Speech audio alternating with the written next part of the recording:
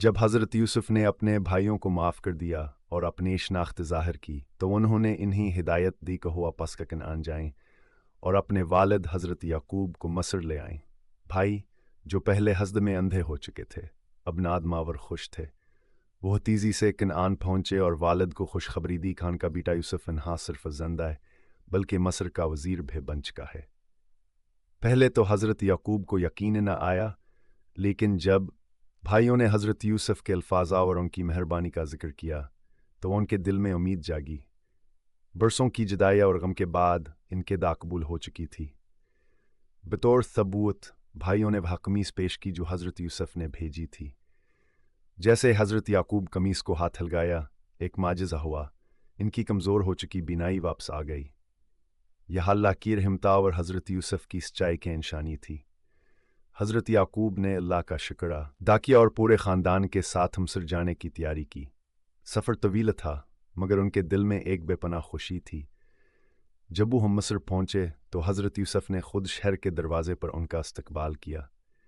یہ ایک بے حد جذباتی منظر تھا۔ برسوں بعد پاپا اور بیٹے نے ایک دوسرے کو گلے لگایا اور خوشی کے آنسو بہائے۔ حضرت یوسف نے والد کو شاہی محل لے جا کر انہیں عزت دی۔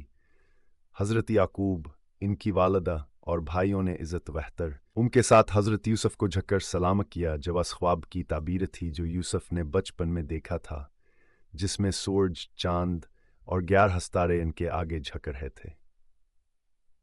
حضرت یوسف نے اللہ کا شکر ادا کیا، حسنے ان پر اپنے فضل و کرم کی بارش کی۔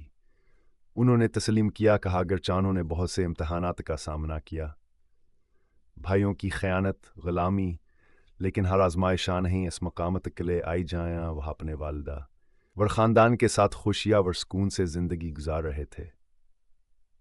ہمارے چینل کو سبسکرائب کریں، شیئر کریں، لائک کریں تاکہ ہماری حوصلہ افزائی ہو سکے اور ہم ایسی اچھے سٹوریز آپ کے لیے بناتے رہیں۔ حضرت یعقوب نے اللہ کی حکمت کو تسلیم کیا اور اس کا شکر ادا کیا کہ اس نے ان کے دعائیں قبول کیں۔ وہ اپنے اہل و عیال کے ساتھ مصر میں بس گئے اور حضرت یوسف کی حکمرانی میں خوشحال زندگی گزاری۔ یہ کہانی ہمیں صبر، ایمان اور انصاف کی طاقت کا درس دیتی ہے۔ یہ ثابت کرتی ہے کہ مشکلات چاہے جتنی بھی بڑی ہوں، سچائی، محبت اور نیکی ہمیشہ فتحیاب ہوتی ہے۔